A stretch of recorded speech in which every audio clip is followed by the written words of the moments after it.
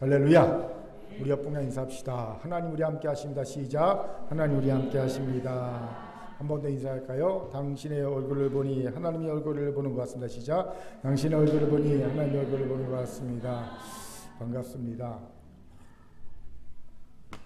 다 저를 주목해 주시기 바랍니다. 며칠 전에 우연히 모범택시라는 드라마를 보는데 엔딩 장면에 이런 글귀가 써 있었습니다. 소개합니다. 기억해야 되찾을 수 있는 것이 있다. 누군가 기억해주는 사람이 있을 때에만 잃어버린 진실이나 잃어버린 사람이나 잃어버린 정의를 찾을 수 있다는 드라마의 주제를 드러내는 글귀였습니다.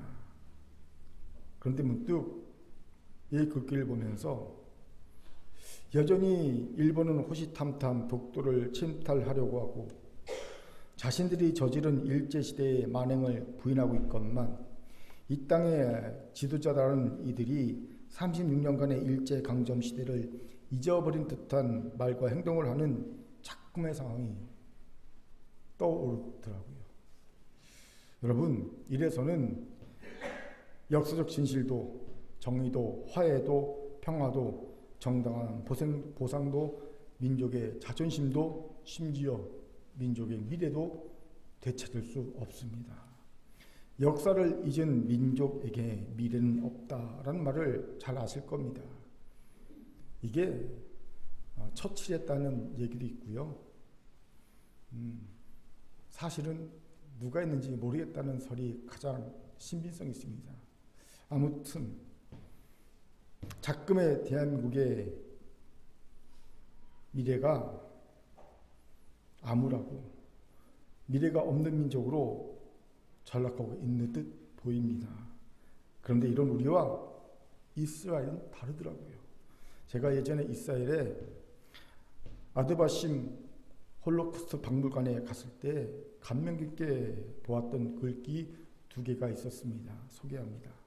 망각은 포로 상태로 이어지나 기억은 구원의 비밀이다. 용서하라 그러나 잊지는 말라. 깊이 묵상할 만한 글귀이죠. 여러분, 그렇게 우리도 일본을 용서하되 잊지는 말아야 합니다. 특히 그리스도인은 더욱 그러해야 합니다. 왜요? 일제치하에서 하나님의 교회와 성도들이 극한 박해를 받았기 때문이에요. 그런데 많은 그리스도인들이 일제의 기독교 박해하면 순교자 주기철 목사님이나 신사참배만 생각하지 구체적인 박해 내용은 잘 모르는 것을 봅니다. 그러니 3.1절에 일장기를 내거는 목사까지 나오는 판국이 된 것이겠지요. 이런 상황이기에 알려드립니다. 다는 시간이 없어 알려드릴 수 없고요. 아주 일부분만 알려드리도록 하겠습니다. 일제는 신사참배만 강요한 것이 아닙니다. 그들은 우리에게 성경 중 사복음서만 읽도록 했어요. 아주 구체적으로 바뀌었습니다. 일제시대 때 여러분 성도들은 사복음서 이외에는 읽지 못했습니다. 일제가 읽지 못하게 했어요. 또 1943년 9월부터는요. 주일 예배와 수요 예배를 드리지 못하게 했습니다. 예배를 못 드리게 했어요. 더 끔찍한 일이 있었습니다. 1945년 8월 18일에 우리나라 애국지사와 기독교 교계 지도자 20만 명을 금강산 부근에서 대한수련회를 연다는 명목으로 다 모이게 갔고요. 동굴을 견학시킨 후에 동굴에서 생매장시킬 계획을 짰습니다. 만약 일본 천황이 그 만행 3일 전인 8월 15일 정오에 생방송으로 항복을 선언하지 않았다면 20만 명의 애국지사와 교계 지도자들은 흔적도 없이 몰살당했을 겁니다. 동굴에 생매장 됐을 겁니다. 하나님의 큰 구원의 은혜가 아닐 수 없습니다. 그런데 이 사건은 마치 하만의 유대인 몰살 계획에서 유대인을 구원하셨던 에스더서의 불임절 사건을 연상시키는 본의 역사가 아닐 수 없지요. 비슷하지 않습니까? 여담이지만 일본은 우리나라 지도자 20만 명을 죽이려고 하다 실패했고요. 도리어 히로시마, 나가사키에 원자폭탄이 투하돼서 20만 명이 죽습니다. 내가 행한 대로 너도 받을 것이다 라는 오바다서의 말씀이 생각나는 순간이지요. 그런데 이런 만행에 대한 공식적인 사과 한마디를 받지 않고 무조건 잊어버린다? 바보, 멍충이도 이런 바보 멍충이가 없습니다. 이러면 역사는 반복됩니다. 언젠가 다시 일본은 우리 민족을 지배하려는 야욕을 드러낼 것입니다. 그렇게 용서는 하되 잊지는 말아야 합니다. 그런데 사실 우리가 잊지 않고 기억해야 할 더 중요한 것이 있어요. 그것이 무엇일까요? 바로 하나님의 모든 은혜입니다. 이것을 잊지 않고 기억하는 것이 모든 기억해야 할 것 중에 가장 중요합니다. 왜일까요? 1부 때는 3가지 얘기 드렸지만 2부 때는 2가지만 얘기합니다. 먼저 하나님의 은혜를 잘 기억하는 것이 곧 사랑의 척도가 되기 때문입니다. 예전에 사랑은 기억이다라는 신부님이 쓰신 칼럼을 읽은 적이 있어요. 100% 공감이 되었던 칼럼입니다. 우리가 누군가를 진심으로 사랑할 때 우리의 기억력은 비상해집니다. 그가 허투루한 말조차도 잊지 않고 다 기억하게 됩니다. 마찬가지로 우리가 하나님을 사랑하게 되면 하나님이 주신 모든 은혜를 하나도 잊지 않고 다 기억하게 됩니다. 그것도 마치 어제의 일처럼 생생하게 기억합니다. 하지만 하나님의 사랑이 식으면 식을수록 하나님이 주신 모든 은혜는 먼 나라 이야기처럼 느껴지거나 하나도 기억되는 것이 없습니다. 저는 실제로 자신에게 하나님이 어떤 은혜도 주지 않았다고 강짤 부리던 일을 본 적이 있어요.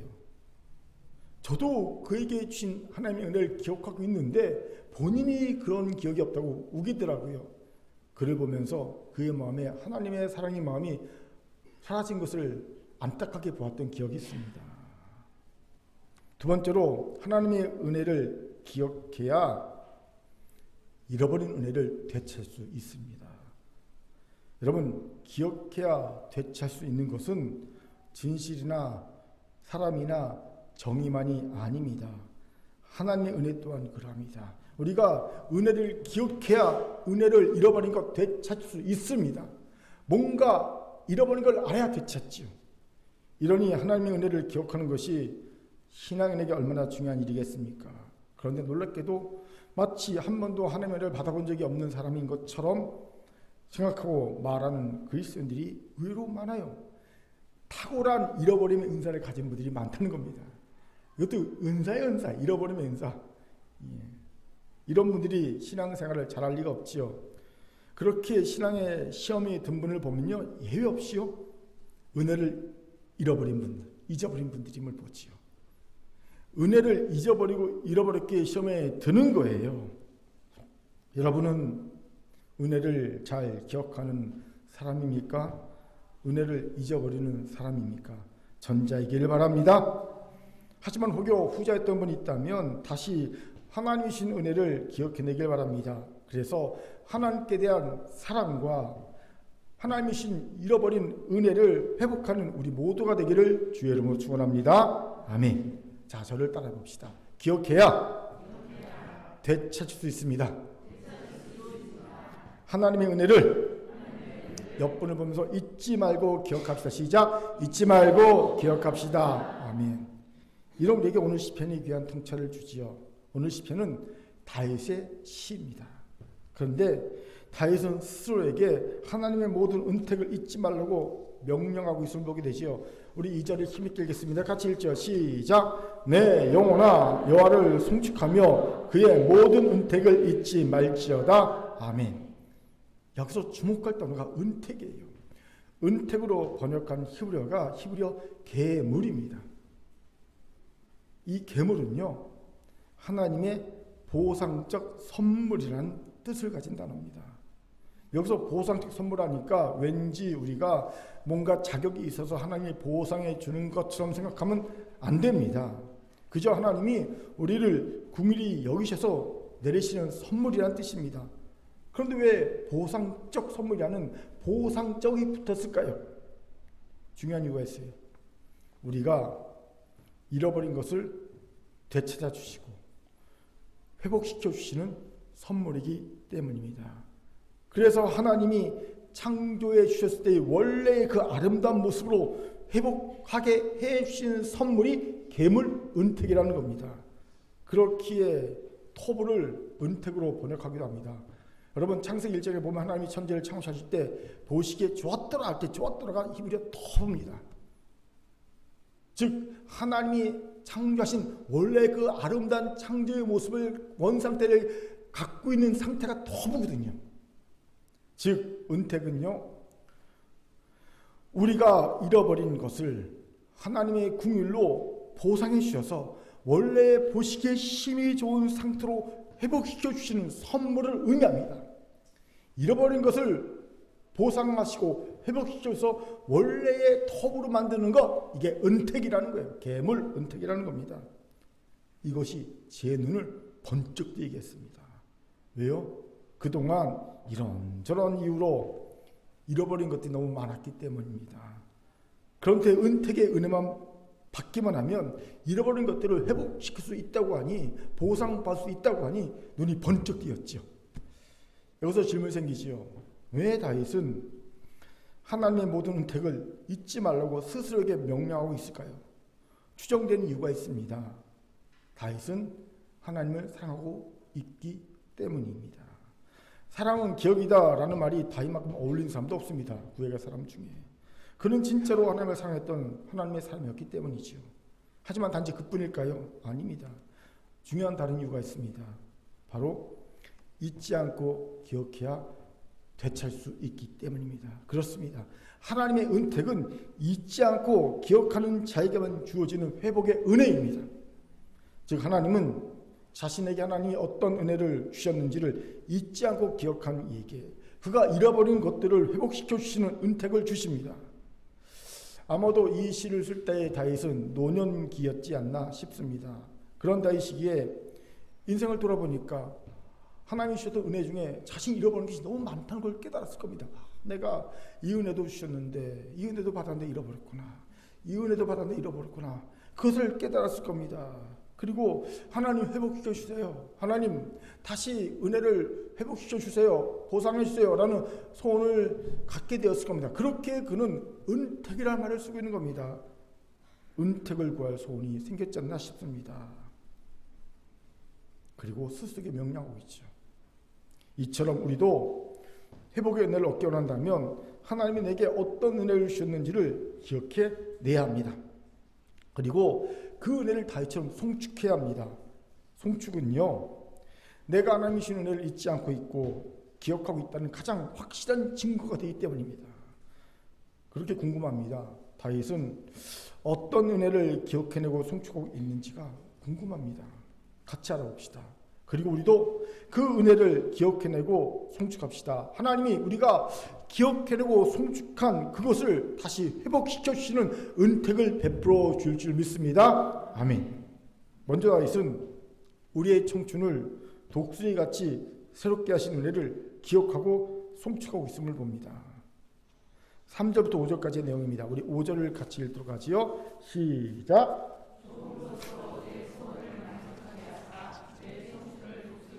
새롭게 하시는도다. 아멘. 지금 다윗은 죄를 사하시고 병을 고치시고 좋은 것으로 소원을 만족해 하신 하나님의 은혜를 비유로 설명합니다. 독수리같이 새롭게 하셨다고. 즉 창공을 활활 날아다니는 독수리처럼 활기찬 인생을 새롭게 만들어 주셨다는 겁니다. 그리고 이 고백에서 반대로 우리는 다윗이 잃어버렸기에 회복하고 싶은 간절한 소망을 발견하게 됩니다. 바로 창공을 향해 날아오르는 독수리 같은 활기와 새살입니다. 그런데 이건 사실 다윗만의 소망이 아닐 겁니다. 모든 인간들의 공통적인 소망일 것입니다. 왜요? 아담의 범죄 이후 모든 인간은 지위고하를 막론하고 나이와 상관없이 인정과 지옥을 불문하고 삶의 무거운 짐을 지고 활기를 잃은 채 살아가고 있기 때문이지요. 제가 몇 년 전에 제가 살고 있는 아파트 단지에서 이런 경험을 했어요. 기껏해야 초등학교 1학년 정도로 보이는 남자아이가 자기 몸만해 보이는 무거운 가방을 메고 손에는 신발 주머니를 들고 터덜터덜 걸어가는 모습을 본 겁니다. 뒷모습을 본 겁니다. 보통은 제가 그냥 넘어가는데 바쁘니까 그 모습이 하도 짠해서 그 아이에게 다가가 물어봤어요. 얘야, 너 몇 학년이니?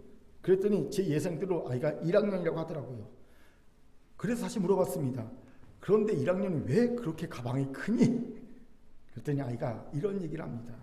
학원을 3개를 가야 하기 때문에 가방이 크다고. 영어학원도 가야 되고 수학학원도 가야 되고 무슨 학원도 가야 되고 해서 가방이 크다는 겁니다. 그 대답을 듣는데 제 마음에 이런 생각이 들었어요. 나만 힘들게 사는 것이 아니라 너도 참 힘들게 사는구나. 초등학교 1학년 너도 참 힘들게 사는구나. 여러분, 이런 삶에 무슨 활력이 넘치겠습니까? 저도 마찬가지입니다. 요즘에는요, 각종 영양제를 한 움씩 먹습니다. 한 움큼씩. 왜요? 한 움큼씩 영양제를 먹지 않으면요, 하루를 버틸 힘이 나지 않아요. 활력이 나지 않아요. 영양제는요, 먹을 땐 잘 몰라요. 근데 안 먹으면요, 확실히 티가 납니다. 힘들어요. 아, 먹어야 되겠구나. 느껴집니다. 저도 독수리 같은 활력이 필요함을 느끼고 있죠. 다윗의 소망과 우리의 소망이 오버랩되는 순간이지 않습니까? 그렇게 다윗은 이 은혜를 기억하고 송축합니다. 그 옛날 골리앗 앞에 섰을 때의 그 어린 시절의 활력과 적군의 성벽을 타고 넘으며 다윗이 죽인 자는 만만이라는 칭송을 받던 시절의 그 활력, 그 넘치는 활력을 주셨던 하나님의 은혜를 기억해냅니다. 그리고 송축합니다. 왜요? 다시 그 활력, 생의 활력을 회복하고 싶기 때문입니다. 회복의 은택을 받기 위함입니다. 마찬가지로 우리도 기억합시다.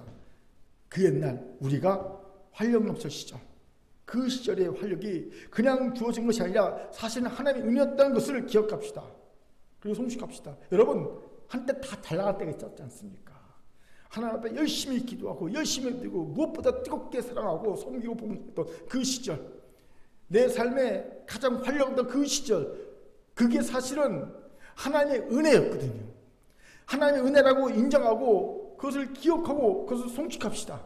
그러면 하나님이요, 나이와 상관없이 생의 활력을 우리에게 더하여 줄 줄 믿습니다.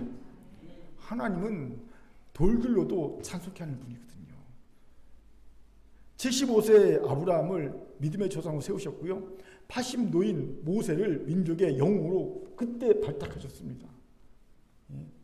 여러분, 하나님이 마음 먹기만 하면 우리의 삶은 회복됩니다.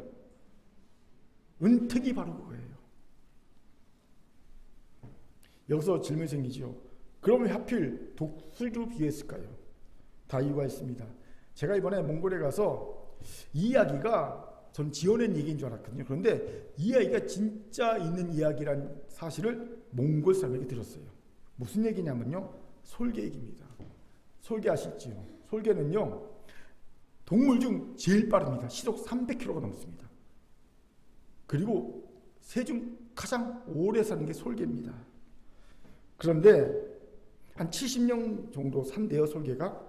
솔개가 70년 정도 살려면 한 가지 중대한 결단을 해야 할 때가 있습니다.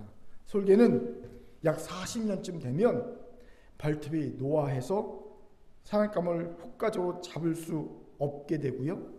또 부리가 길게 자라 가슴까지 부리가 구부러지고요. 그럼 그걸 쫄 수가 없지요. 그리고 깃털도 짙고 두껍게 자라 날기 힘들 만큼 무거워진다고 합니다.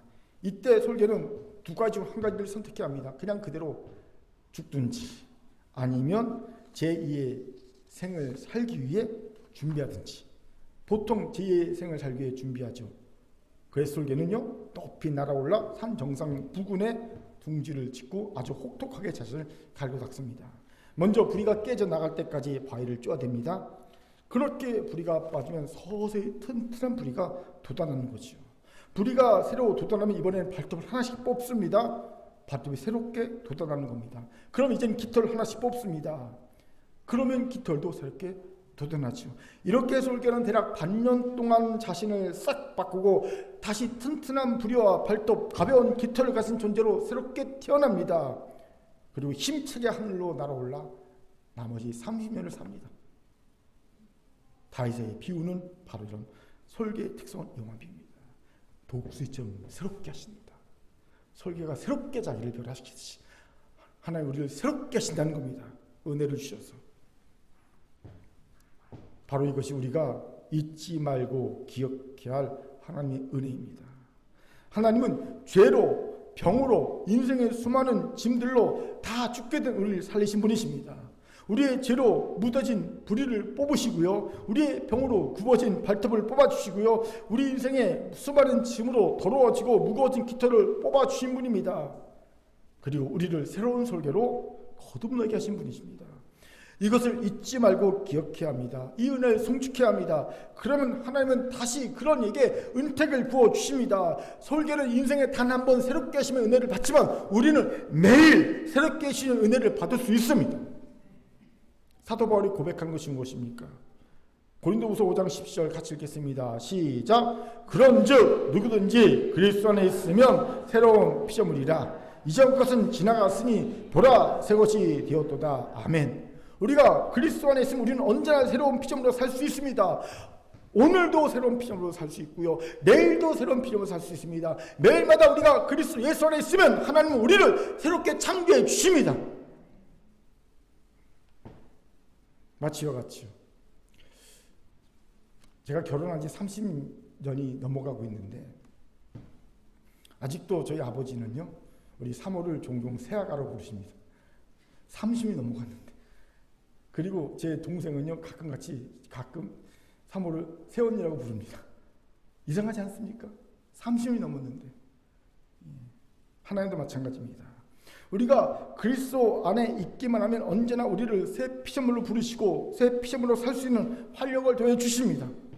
그렇게 살아가는 군교회 성도 여러분, 예수 그리스도의 구속의 은혜로 우리를 새로운 피조물이 되게 하신 하나님의 은혜를 잊지 말고 기억합시다. 도하여 그리스도 예수 안에서 벗어나려는 어리석은 생각을 버리고 어떻게 하든지 그리스도와 예수 안에 거하려고 하시기 바랍니다. 매일 하나님이 우리에게 새로운 부리와 새로운 발톱과 새로운 날개를 얻게 하실 겁니다. 매일 우리로 천국을 홀로하는 독수리 같은 활력과 새삼을 넘치게 줄 줄 믿습니다. 아멘. 이게 젊어지는 비결이에요. 예. 보통 많이 들을 필요 없어요. 예. 성형외과 다닐 필요 없어요. 우리가 매일 그리스도의 손에 있으면 우리는 매일 활력을 가지고 매일 새로운 피조물을 살 수 있습니다. 믿으시면 아멘. 아멘. 저를 따라합시다. 그리스도 안에 거합시다. 매일이 새 피조물의 삶이 될 줄 믿습니다. 될 줄 믿습니다. 아멘. 두 번째로 다윗은 우리의 죄를 책망하시지만 용서하신 후에는 잊어버리시는 은혜를 기억하고 송축하고 있음을 봅니다. 6절부터 11절까지 내용인데요, 우리 9절만 읽도록 하겠습니다. 시작. 자주 경책하지 아니하시며 노를 영원히 품지 아니하시로다. 아멘. 6절부터 10절에서 다윗은 성전에서 회중에게 가슴을 들고 권합니다. 특히 그는 모세 시대 이후에 이스라엘 역사 가운데 하나님이 베푸셨던 자비의 증거들을 이스라엘 백성에 상기시켜 줍니다. 기억나게 합니다. 7절에 그의 행사를 이스라엘 자손에게 알리셨도다가 바로 그런 뜻입니다. 다윗이 모세 시대 이후로 이스라엘에게 베푸신 하나님의 은혜가, 자비가 어떤지를 계속 백성들에게 가르쳤다는 거죠. 그런데 이런 하나님의 자비의 증거 중 다윗은 한 가지 하나님의 은혜를 특별히 말합니다. 바로 9절입니다. 하나님은 자기 백성의 죄에 대해 추궁하시지만 제한된 기간 동안만 추궁하시고 진노하실 따름이고, 진노 후에는 그 죄악조차 잊어버리신다는 거예요. 이것에 주목합시다.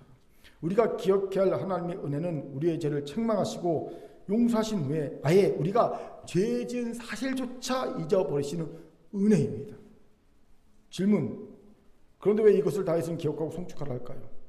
중요한 이유가 있어요. 이 부분에서 다윗에게 회복해야 할 것이 있었기 때문입니다. 무엇이었을까요? 바로 죄를 회개한 후에 오는 죄책에서의 해방이었습니다.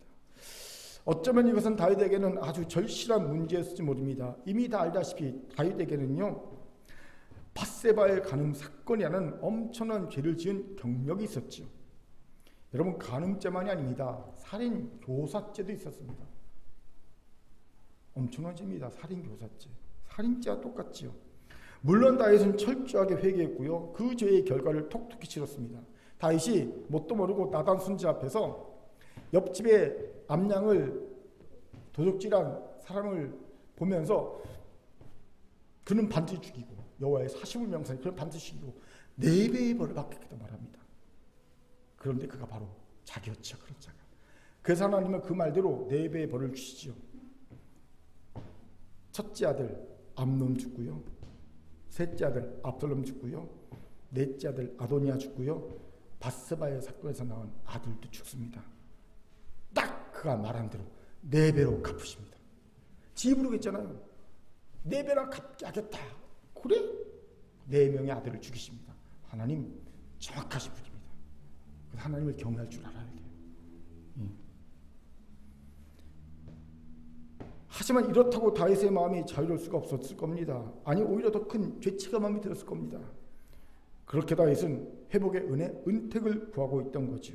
죄에 대해 책망하시고 용서하시는 아예 그 죄 지은 사실조차 잊어버리시는 은혜가 누구보다도 절실히 필요했던 것이 다윗이었기 때문이죠. 능히 짐작할 수 있습니다. 이것을 주목합시다. 죄의 무서움은 그 죄에 따른 직접적인 형벌뿐만이 아닙니다. 그것과 더하여 그 영향력, 여파가 모든 부분에 미치고 아주 오래 갔기 때문입니다. 그렇게 죄를 짓고 회개하고 죄의 대가를 치른다고 다 끝난 게 아니에요. 내가 죄를 져서 회개했어요. 그리고 대가를 치렀어요. 그러면 끝! 이렇게 쉽지 않아요. 그 죄로 인해 우리는 너무나도 많은 것을 잃어버리게 됩니다. 특히 그로 인해 우리의 영혼에 가해지는 자책의 마음은 정말 오래 갑니다. 이 자책감이 있을 때 우리는 우리의 대적과의 싸움에서 마치 완벽하게 내 약점을 노출한 상태에서 싸우는 것과 똑같습니다. 여러분, 대적과 싸우는데 내 약점이 완벽하게 노출됐어요. 상대방이. 이길 수 있겠습니까? 불가능하진 않지만 정말 어려울 겁니다. 왜요? 계속 대적은요, 그 약점을 집중 공격할 것이 분명하기 때문입니다. 즉 계속 자책의 마음을 줄 겁니다. 야, 내까지 것이 무슨 하나님 일을 한다고 나서 그냥 조용히 쭈그러져 살아. 그래서 더 망신 안 당해. 이 공격이 집요하게 들어올 겁니다. 이러니 무슨 용기를 내서 대적과 싸우겠냐는 겁니다. 사실 그 대단한 다윗도 큰 죄악 후에는요, 예전만 못했습니다. 아니, 정확하게 말하면요, 계속 풍파에 시달려 있고요, 현상 유지에 급급해야만 했습니다. 그 대단한 다윗. 예전에 대적의 성벽을 뛰어넘으며 가는 곳마다 승승장구하던 다윗의 모습은요, 찾아볼 수가 없어요. 다윗의 인생은요, 딱 그 사건이 쭉 하락입니다. 계속. 저는 이런 다윗의 모습의 이면에 대적 사탄의 자책의 공격이 있었다는 것을 봅니다. 그렇게 다윗은 죄를 책망하시고 용서하신 후에 죄를 지은 사실마저 잊어버리시는 은택을 구하고 있던 것입니다. 그런데 다윗만 그런가요? 아니지요. 우리도 마찬가지입니다. 현대를 힘들게 하는 마음의 감기와 같은 질병이 있죠. 뭡니까? 우울증입니다. 특히 한국에는 우울증이 심각하죠. 코로나 4년 동안에 2030 세대 가운데 우울증이 50% 증가했다고 그래요. 20대 30대가 우울증이 50% 증가했다고 합니다. 그런데 우울증의 원인이 뭘까요? 정신과 의사들 말합니다. 우울증은 단일 요인이 아니라 유전적, 환경, 생물학적 요인들이 복합적으로 작용해서 발생한 것이라고. 그런데 이 모든 요인들을 합해서 결정적으로 우울증을 발병시킨 트리거, 방아쇠 같은 것이 있어요. 여러분, 다 유전적, 환경적 요인들 때문에 무조건 발병하는 것이 아니라 이런 것을 요인으로 기본으로 깔고 있고, 그리고 이 우울증이 발병되게 하는 트리거, 방아쇠 같은 역할을 하는 게 있습니다. 그게 뭔지 아십니까? 바로 자책입니다. 아세요? 어떤 부정적 마음이 들건 자책만 하지 않으면 우울감은 생길지언정 우울증에 빠져들지는 않습니다. 우리는 원치 않는 일이 벌어지면 누구나 우울한 기분을 느낄 수 있죠. 내가 원치 않는 일이 생겼으니까. 그럴 때 휴식을 취하거나 아니면 내가 좋아하는 다른 일을 하거나 아니면 시간이 지나면 자연적으로 그 우울한 감정은 사라지게 돼 있어요.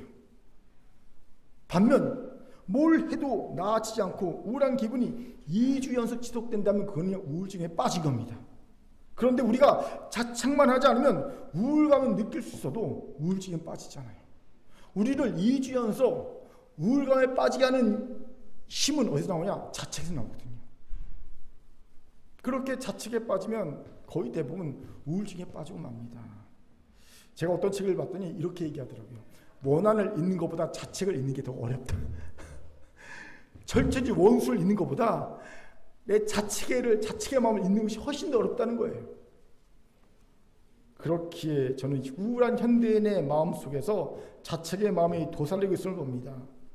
우리 모두에게 다시 구하고 있는 죄사함의 은택이 필요함을 절감하는 순간이지요. 여기서 질문이 생깁니다. 어떻게 죄사함의 은택을 구하여 얻을 수 있을까요? 간단합니다. 다윗처럼 그 은혜를 기억해내는 겁니다. 송축하는 겁니다. 그럼 하나님은 죄가 준 상처에서 그걸 회복시켜 주십니다. 죄사함의 은택을 베풀어 주신 거예요. 제게 이런 경험이 있어요.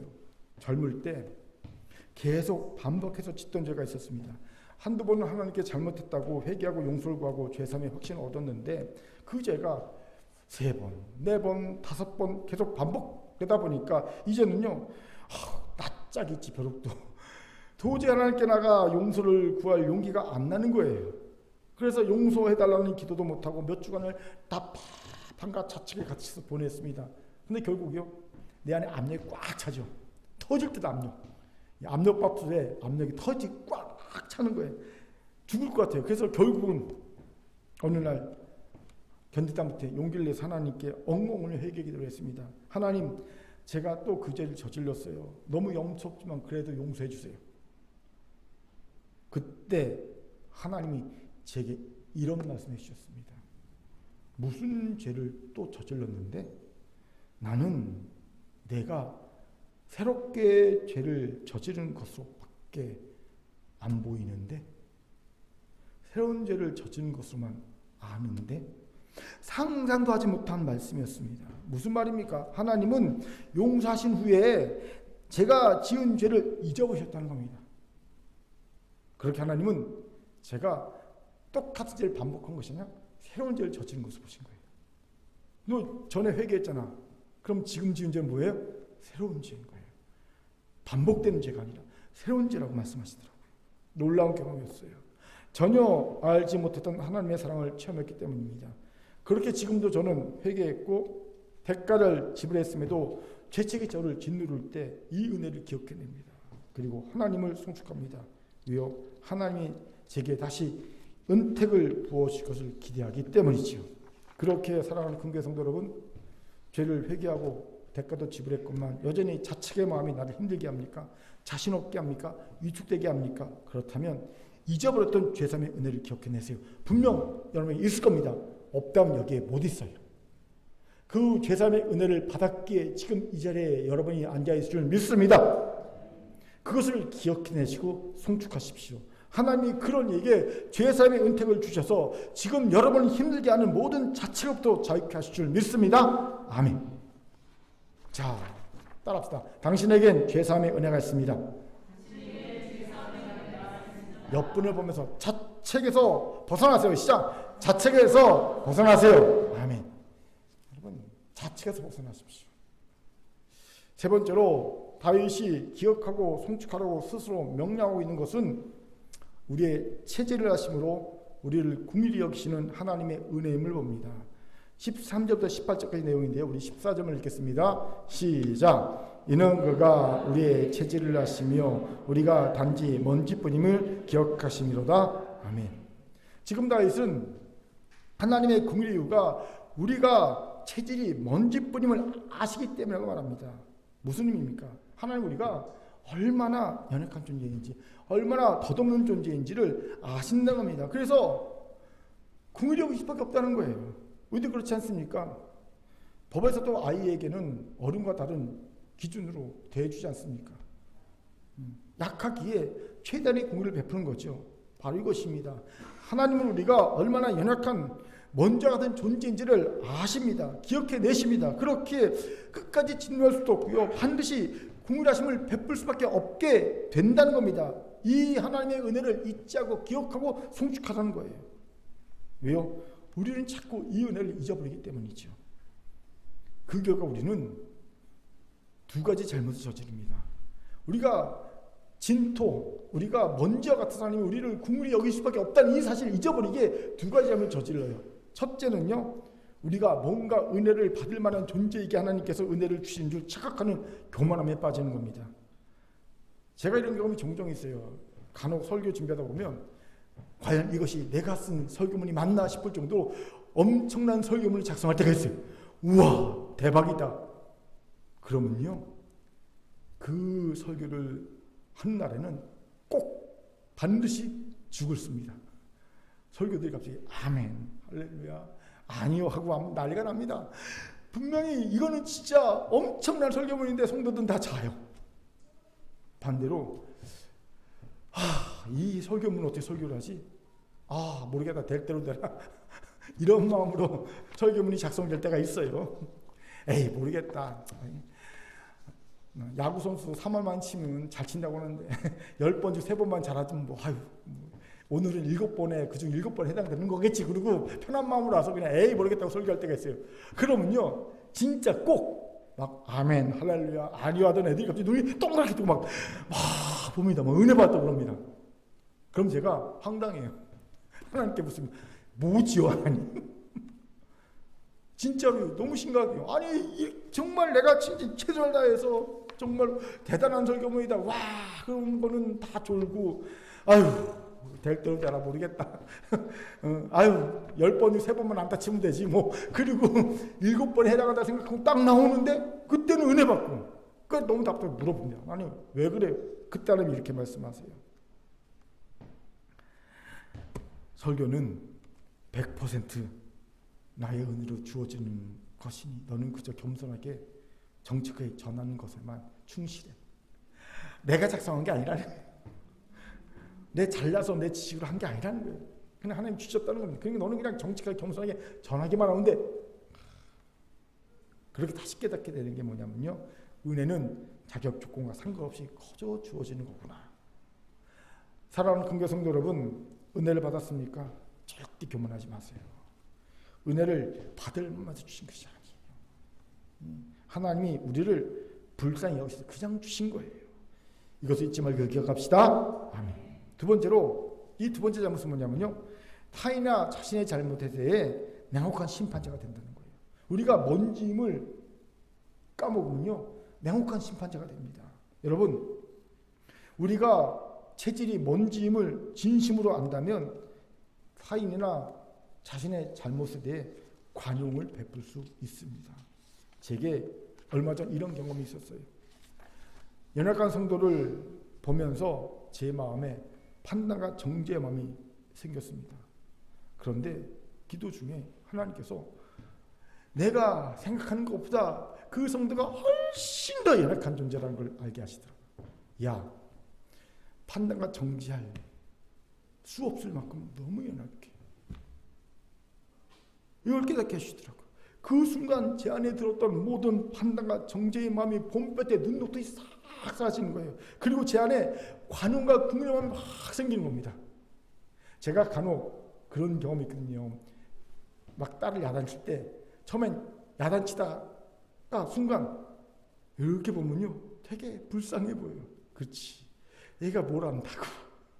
제 나이 때 내가 저만치도 못했는데, 저 나이 때는 아무것도 모르는데 야단쳐도 되는 거야 싶은 마음이 들면서, 야단치는 내가 참 한심하다. 그래서 긍휼과 자비의 마음이 생기고 관용의 마음이 생기거든요. 근데 하나님께서 진짜, 야, 판단과 정죄하지 마. 봐봐, 그 체질이 먼지잖아. 그렇군요, 하나님. 내 마음이 싹 봄눈이 사라지면서 구미가 자비와 관용함이 생기는 걸 경험한 적이 있어요. 이건 제게도 마찬가지로 적용됩니다. 저는 신앙이 성장하고 성숙할수록 점점 자신에게 엄격해지고 냉혹해졌어요. 당연히 그래야 한다고 생각했습니다. 큰 은혜 뒤에는 큰 책임이 따른다고 생각했기 때문입니다. 그러다 보니 제 안에 저를 미워하는 마음이 자꾸만 커지는 거예요. 왜요? 제가 갖고 있는 기준과 제 삶이 불일치하니까. 그러니까 점점 제가 저를 미워하더라고요. 정죄하고 판단하더라고요. 저에 대해서 냉혹한 심판자가 제 스스로가 되는 것을 경험했습니다. 그런데 어느 날 하나님이 저를 바라보시는 눈이 제가 나를 바라보는 눈과 전혀 다르다는 걸 깨닫게 해주셨어요. 저는 냉혹한 시선으로 저를 바라봤는데 하나님이 저를 바라보시는 눈은 탕자의 아버지의 눈이더라는 거예요. 어떤 판단이나 정죄도 없이 그저 아들이 살아온 것에 대해 기뻐하고 감사하면서 아들을 부둥켜 안고 입을 맞추고 반지를 끼워주고 옷을 입혀주며 아들 위해 잔치를 베풀어주던 아버지의 그 마음과 눈이 나를 바라보는 하나님의 마음과 눈이라는 것을 알게 해주셨습니다. 이것이 이해가 안 됐어요. 왜 내게 이러실까? 고민이 됐습니다. 그리고 기도하며 찾은 답이 이것이 하나님이 내 체질이 먼짐을 아시고 기억해내신 거예요. 그래, 나연수는 먼지잖아. 저는 그깟 성경 조금 더 알고 기도 조금 더 하고 목사라는 타이틀을 가졌다고 제가 성숙하고 뭐라도 된 줄 착각하고 있었는데 하나님은 여전히 제가 먼짐을 잊지 않고 기억하고 계시던 겁니다. 그래서 저를 구원하신 거예요. 놀라운 깨달음이었습니다. 사랑하는 긍휼의 성도 여러분, 하나님이 우리의 체질을 아시고 우리가 먼짐을 아시기에 베푸시는 긍휼의 은혜를 잊지 말고 기억하세요. 그리고 성축하세요. 그래서 더 이상 자신이 뭔가 된 줄 아는 교만한 자도 그리고 냉혹한 심판자도 되지 않길 바랍니다. 아멘. 더하여 이것이 우리가 잃어버렸지만 반드시 회복해야 할 은택임을 기억하시기 바랍니다. 왜입니까? 세상에는 냉혹한 심판자만 넘쳐나고요. 그들로 인해 난도질 당한 죄인들은 상처받던 그 마음을 회복하지 못하고 치유하지 못하고 그냥 그대로 수두룩하게 넘쳐나고 있기 때문입니다.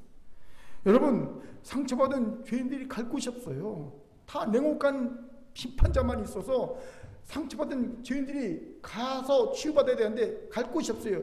그 치유를 해줄 교회마저 교만한 마음으로, 눈으로 냉혹한 판단자가 돼서 심판자가 돼서 죄인들을 심판하거든요.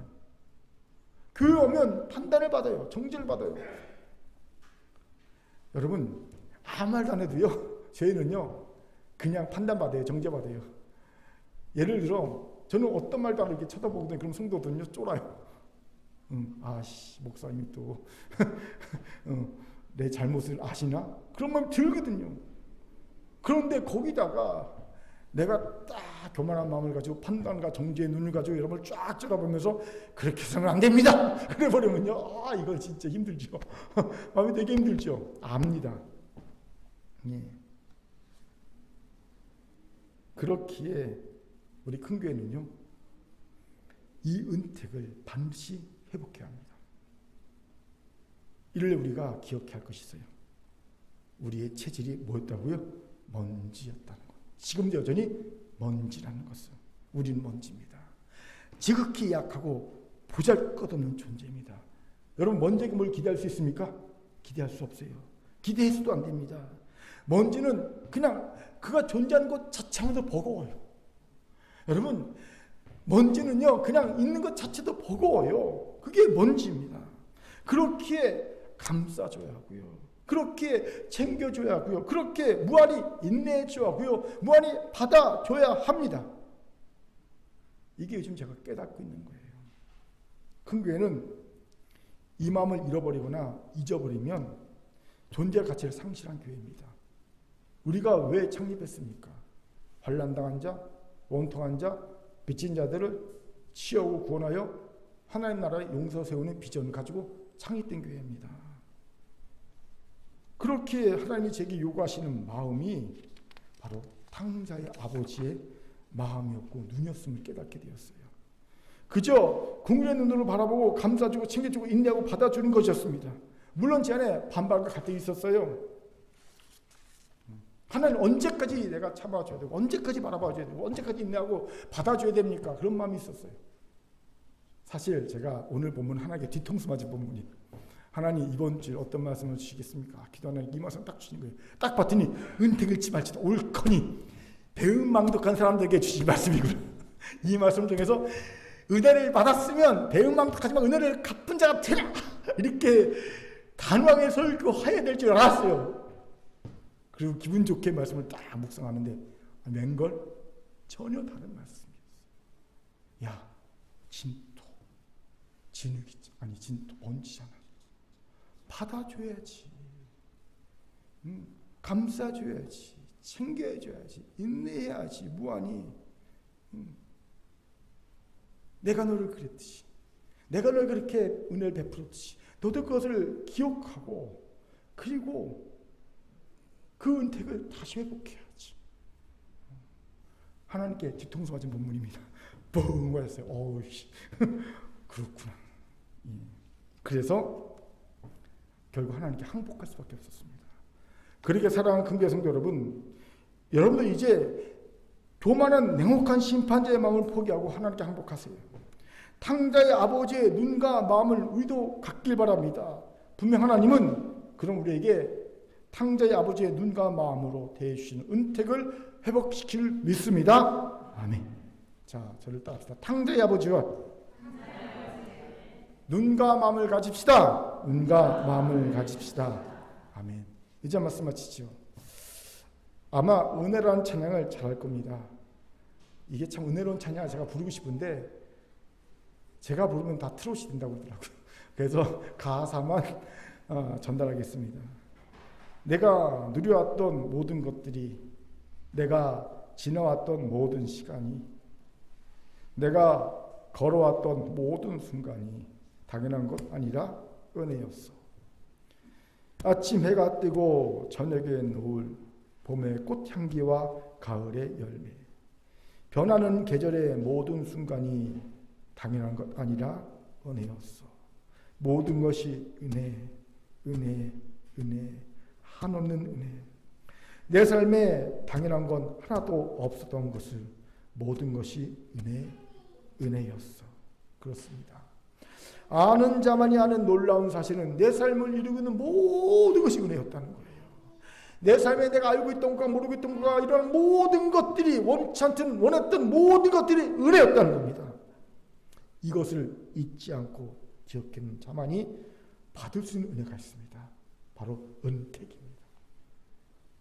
하나님은 그런 자에게 그가 잃어버리고 잊어버린 은혜를 보상해 주십니다. 그래서 원래 보시기에 힘이 좋은 상태로 회복시켜 주십니다.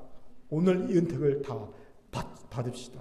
이를 위해 다윗이 잃어버렸기에 회복하고 싶어서 기억해내고 송축하고 있는 은혜들을 우리도 기억해내고 송축합시다. 무엇이었습니까? 첫 번째, 우리를 독수리처럼 새로운 피조물로 활력 있게 창조해 주시는 은택이었습니다. 이 은택을 받기 위해 그리스도의 예산을 구합시다. 두 번째, 죄를 책망하시고 대가를 지불케 하시지만 우리가 죄를 지은 사실까지 기억하지 않으시는 은택이었습니다. 그렇게 이제 그만 자책에서 벗어납시다. 세 번째, 우리가 먼지임을 아시고 우리를 탕자의 아버지의 눈과 마음으로 보시는 은택이었습니다. 우리도 이 눈과 마음으로 자신과 지체를 봅시다. 더 이상 뭔가 된 줄 아는 교만한 마음도 냉혹한 심판자도 되지 맙시다. 오늘 하나님이 주셨던 모든 은혜를 잊지 않고 기억하고 송축함으로 평생의 하나님의 보상의 신은 회복의 은택, 이 은택을 받아 누리는 훈교와 성도 여러분이 되기를 주의 이름으로 축원합니다. 아멘. 하나님의 말씀이었습니다. 기도하겠습니다. 사랑과 차별 참 감사합니다. 모든 것이 은혜입니다. 은혜가 아닌 것이 하나도 없습니다. 이 은혜를 기억해냅니다. 그리고 송축합니다. 하나님, 우리가 잊어버린 것들, 잃어버린 것들을 다시 회복시켜주는 은택을 더하여 주옵소서. 우리 큰교회의 성도들에게 이 은택의 은혜를 더하여 주옵소서. 감사드리며 예수님 이름으로 기도합니다. 아멘.